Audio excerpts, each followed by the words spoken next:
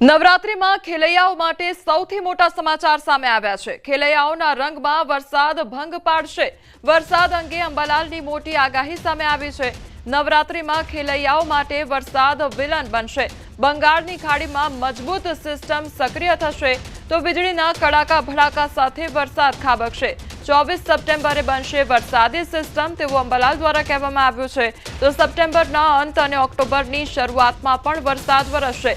આ સિસ્ટમ મધ્યપ્રદેશ થઈ ગુજરાતના સૌરાષ્ટ્રના ભાગોમાં આવવાની શક્યતાઓ રહેશે, જેના કારણે 27 સપ્ટેમ્બરથી 3 ઓક્ટોબર સુધી દક્ષિણ ગુજરાતમાં કોઈ ભાગોમાં 4 ઇંચ તો કેટલાક ભાગોમાં 6 ઇંચથી વધુ વરસાદ થવાની શક્યતાઓ રહેશે।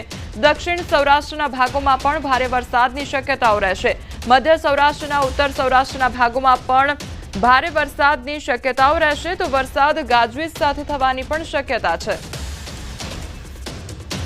ગુજરાતમાં એક બાજુથી વરસાદ વિદાય લઈ રહ્યો છે અને બીજી બાજુ વરસાદની આગાહી છે, ત્યારે નવરાત્રીમાં પણ વાતાવરણ કેવું રહેશે, સાથે જ પાછોતરો વરસાદ કેવો પડશે તે જાણીશું। આપણી સાથે છે હવામાન નિષ્ણાંત અંબાલાલ પટેલ। આભાર આપનો। કાકા, અત્યારે નવરાત્રી શરૂ થઈ રહી છે, તો હવે નવરાત્રીમાં વરસાદ કેવો રહેશે?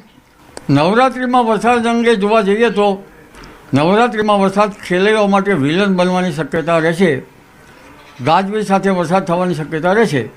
નવરાત્રિની શરૂઆતમાં ક્યાંક વાદળવાયુ કે છાંટા થવાની શક્યતા રહે, પરંતુ 24મી સપ્ટેમ્બરે એક મજબૂત સિસ્ટમ બંગાળ ઉપસાગરમાં બનતા તેની સીધી અસર પૂર્વ મધ્યપ્રદેશ અને ગુજરાત ઉપર થતાં તારીખ 27 સપ્ટેમ્બર 28 સપ્ટેમ્બરથી 3 ઓક્ટોબર વચ્ચે ગુજરાતના ભાગોમાં ભારેથી ભારે વરસાદ થવાની શક્યતા રહેશે અને હાજા ગગડાવી નાખે તેવી ગર્જના પણ થવાની શક્યતા રહેશે।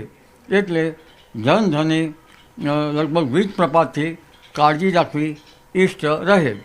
વરસાદ અંગે જોઈએ તો ખાસ વરસાદ લગભગ દક્ષિણ ગુજરાતના ભાગોમાં ભારેથી ભારે વરસાદ થવાની શક્યતા રહેશે। સુરત, ભરૂચ વગેરે ભાગોમાં ભારેથી ભારે વરસાદ થવાની શક્યતા રહેશે। દક્ષિણ સૌરાષ્ટ્રના ભાગોમાં પણ ભારેથી ભારે વરસાદ થવાની શક્યતા રહેશે। જૂનાગઢ, ભાવનગર, અમરેલી વગેરે ભાગોમાં ભારે વરસાદ થવાની શક્યતા રહેશે। આ ઉપરાંત સૌરાષ્ટ્રના મધ્ય ભાગોમાં પણ ભારે વરસાદ થવાની શક્યતા રહેશે।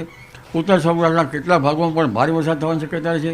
રાજકોટ, મોરબી, સુરેન્દ્રનગર, હળવદ, ધ્રાંગધ્રા વગેરે ભાગોમાં વરસાદ થવાની શક્યતા રહેશે અને પશ્ચિમ સૌરાષ્ટ્રમાં કોઈ ભાગમાં વરસાદ થવાની શક્યતા રહેશે। કચ્છના ભાગોમાં પણ કેટલાક ભાગમાં ભારે વરસાદ થવાની શક્યતા રહેશે। મધ્ય ગુજરાતના કેટલાક ભાગોમાં પણ ભારે વરસાદ થવાની શક્યતા રહેશે। એટલે કાકા, નવરાત્રીમાં તો વરસાદ વિઘ્ન બનશે, પરંતુ હવે ચોમાસું પાક પણ તૈયાર થઈ ગયો છે, તો ખેડૂતોને પણ નુકસાન થવાની ભીતિ સેવાઈ રહી છે, કારણ કે જે રીતે અત્યારે વરસાદી માહોલ બની રહ્યો છે। ખેડૂત ભાઈઓ માટે ક્યારેક આ વરસાદ આશીર્વાદરૂપ નીવડશે અને ક્યારેક ધાન્ય પાકો અત્યારે નિઘલ અવસ્થામાં છે, ત્યારે જો પવનની ગતિથી પાકો પડી જાય તો એના ડૂંડા જરા નિઘલ અવસ્થામાં કોઈ ડૂંડા ઉપર અસર થાય અને ડુંડામાં દાણા પાકી ગયા હોય કોઈમાં તો ઉગી જવાની શક્યતા રહે।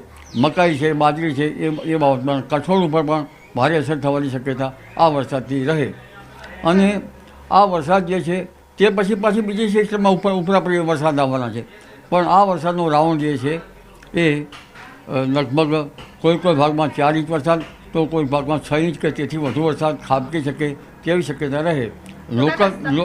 લોકલ ભાગોમાં પૂર જેવી સ્થિતિ પણ બની રહે। જી કાકા, તો સપ્ટેમ્બરમાં તો સપ્ટેમ્બરના એન્ડમાં અને ઓક્ટોબરના શરૂઆતમાં વરસાદ રહેશે, એ પછી પણ જો ચોમાસું વિદાય લઈ લેશે તો ત્યારબાદ પણ વરસાદ થશે, એટલે માવઠા થશે। ચોમાસું તો કેટલાક ભાગમાંથી વિદાય લઈ લીધી છે, એન્ટી સાયક્લોન બન્યા છે। રાજસ્થાનના ભાગો હવે ધીરે ધીરે ઉત્તર ગુજરાતના ભાગોમાં ચોમાસું વિદાય લે છે। 30મી સપ્ટેમ્બરથી લગભગ ઓક્ટોબરની શરૂઆત સુધીમાં ગુજરાતના સઘળા ભાગોમાંથી ચોમાસું વિદાય લેવાની શક્યતા રહે છે, પરંતુ આમ છતાં બંગાળ ઉપસાગરમાં જે એક પછી એક સિસ્ટમો બની રહી છે તેના કારણે વરસાદ થવાની શક્યતા રહેશે।